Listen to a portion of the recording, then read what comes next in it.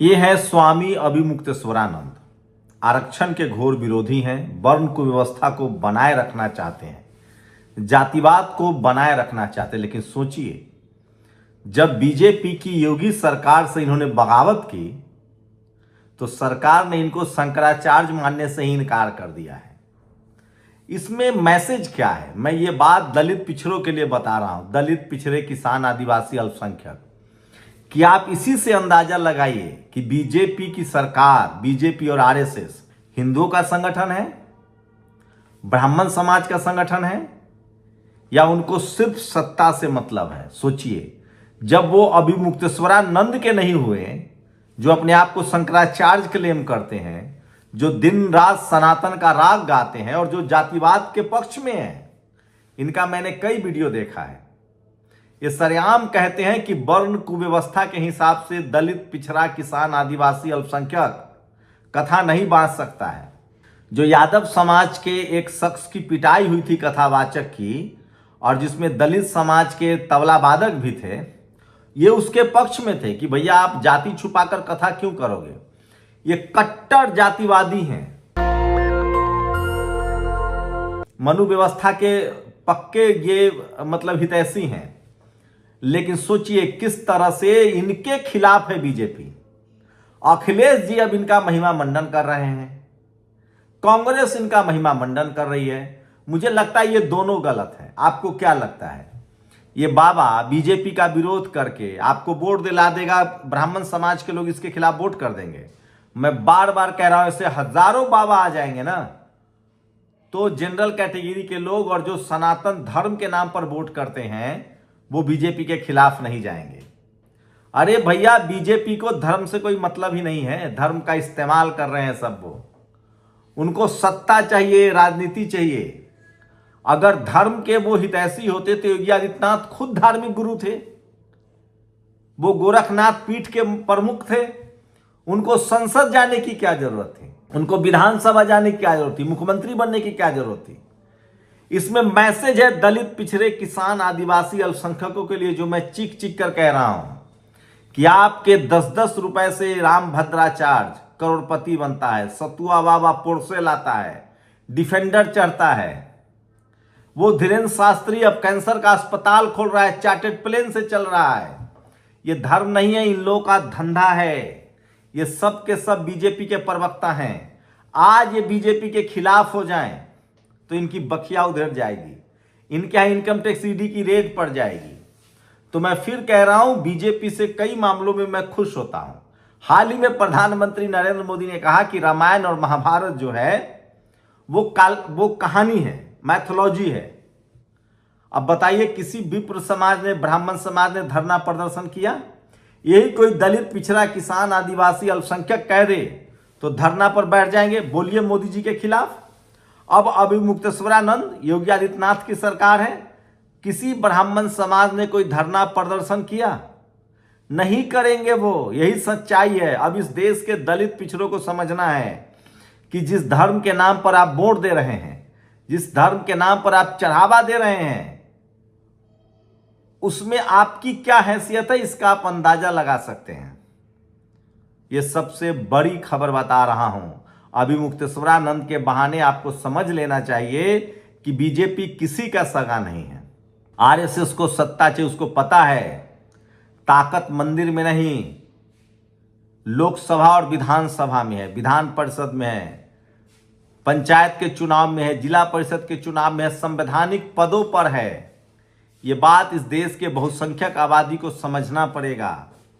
वो आपको मंदिर जाने के लिए कह रहे हैं और वो संसद जा रहे हैं, विधानसभा जा रहे हैं, आपकी सारी संवैधानिक अधिकार छीने जा रहे हैं।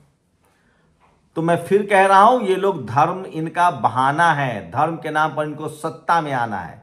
इसलिए मैं बहुजन समाज के लोगों से गुजारिश करता हूं कि आप पढ़ाई लिखाई, स्कूल, अस्पताल और दवाई की तरफ ध्यान दें।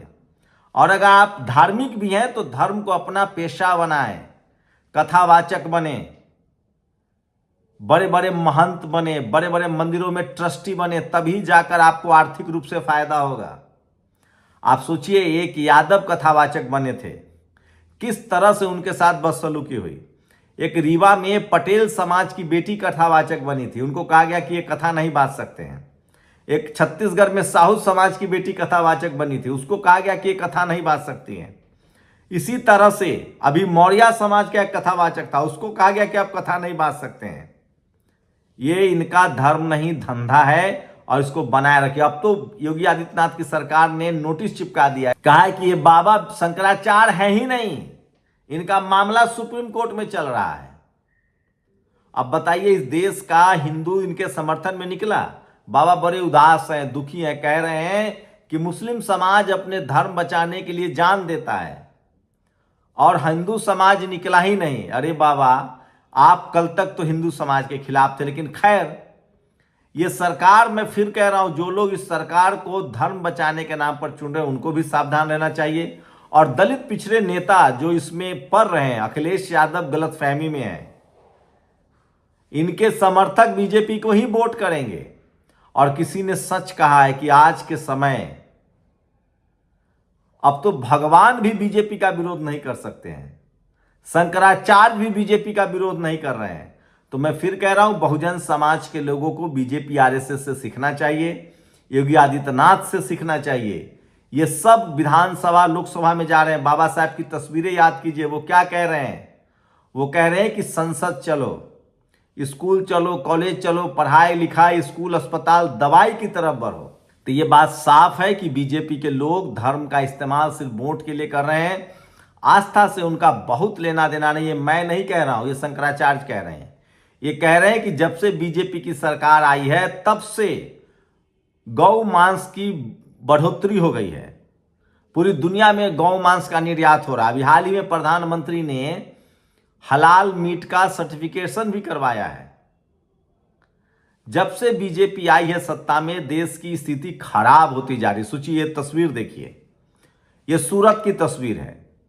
20 करोड़ के लागत से ये पानी की टंकी बना था। 20 लीटर टंकी में पानी गया, टंकी गिर गया। वही गुजरात में कांग्रेस के समय के बनाए हुए पानी के टंकी को बुलडोजर से तोड़ा जा रहा है। देश भर में लूट मची है, लूट। भारत की विदेश नीति फेल हो रही है। हम अमेरिका के इशारे पर नाच रहे हैं। उसने कहा रूस से तेल मत खरीदो, बंद कर दिया। उसने कहा ईरान को चावल और चाय निर्यात मत करो, हमने बंद कर दिया। अमेरिका ने कहा ऑपरेशन सिंदूर में सीज फायर कर लो, हमने कर दिया। मैं फिर कह रहा हूं, प्रधानमंत्री मोदी पूरी तरह से असफल होते हुए दिख रहे हैं, कम से कम विदेश मामलों पर। तो वो विदेश दौरा लगातार कर रहे थे। विदेश नीति की क्या हालत है सो देख लीजिए। ठीक कहा है पप्पू यादव ने कि ये कथावाचक प्रधानमंत्री हैं। पड़ोसी देशों से हमारे रिश्ते सारे खराब हो गए। बांग्लादेश से खराब है, नेपाल से खराब है, पाकिस्तान हमारा दुश्मन देश है, चीन से हम व्यापार घाटा झेल रहे हैं, पता नहीं क्यों सामान खरीद रहे हैं, टिकटॉक बैन कर रहे हैं और सामान खरीद रहे हैं। तो प्रधानमंत्री सबसे ज्यादा विदेश दौरा करते हैं, उसमें अब वो असफल हैं। इससे अच्छा तो गरीब यूरोप के देश हैं जो अमेरिका से पंगा लेने के लिए तैयार हैं। लेकिन भारत ने पूरी तरह से सरेंडर कर दिया है। और सोचिए, भारत में जो भक्त हैं बीजेपी के और आरएसएस के, वो मुसलमानों से नफरत करते हैं और प्रधानमंत्री अरब देशों से गलवैया करते हैं। तो ये एक तो विदेश नीति पर फेल है। अब दूसरा, भगवान के दरबार में प्रधानमंत्री सबसे ज्यादा जाते हैं, मंदिरों का दौरा वो सबसे ज्यादा करते हैं। अब सच्चाई आपके सामने आ गई। शंकराचार्य भी सुरक्षित नहीं है। एक काम प्रधानमंत्री जरूर कर रहे हैं, चुनाव जरूर जीत रहे हैं। एन केन प्रकारेण जहां संभव हो वहां चुनाव जीत रहे हैं। लेकिन उससे भी बड़ा सवाल है कि दलित पिछड़ों को क्या मिल रहा है। वो जो बीजेपी जो चुनाव जीत रही है, एक भी दलित मुख्यमंत्री नहीं है। जो आदिवासी मुख्यमंत्री हैं उनका कोई नाम लेवा नहीं है। सब रिमोट कंट्रोल से चल रहे हैं। सोचिए, 7 बार के सांसद पंकज चौधरी जो ओबीसी समाज से हैं, वो यूपी के अध्यक्ष बनाए गए। और 5 बार के नितिन नवीन जो जनरल कैटेगरी से हैं, विधायक हैं, उनको राष्ट्रीय अध्यक्ष बना दिया गया। पंकज चौधरी जो ओबीसी समाज से कुर्मी है, वो मिनिस्टर ऑफ फाइनेंस थे, 7 बार के सांसद। और 2 बार की राज्यसभा सांसद ब्राह्मण समाज की निर्मला सीतारमण फाइनेंस मिनिस्टर है। ट्रांसपोर्ट मिनिस्टर जो है वो नितिन गडकरी हैं। रक्षा मंत्री राजनाथ सिंह हैं। तो सारा मलाईदार पद जो है वो उनके हिस्से में है। अठावले जी सोशल जस्टिस मंत्री है, दलित पिछड़ा उससे आगे नहीं बढ़ रहा है। तो बीजेपी शासित राज्यों में आरएसएस का बोलबाला है, उसमें भी जो दलित पिछड़े हैं उनके हिस्से में कुछ नहीं। आप लोग अपनी प्रतिक्रिया जरूर दीजिए। शुक्रिया। दस्तक की आपसे गुजारिश है कि अगर इसको बचाना चाहते हैं तो नेशनल दस्तक को सब्सक्राइब करने के लिए रेड कलर के सब्सक्राइब बटन को दबाएं, फिर बेल आइकन की घंटी दबाएं। नेशनल दस्तक को बचाने के लिए बहुत जरूरी है कि हर खबर को शेयर करें, लाइक करें, कमेंट जरूर करें।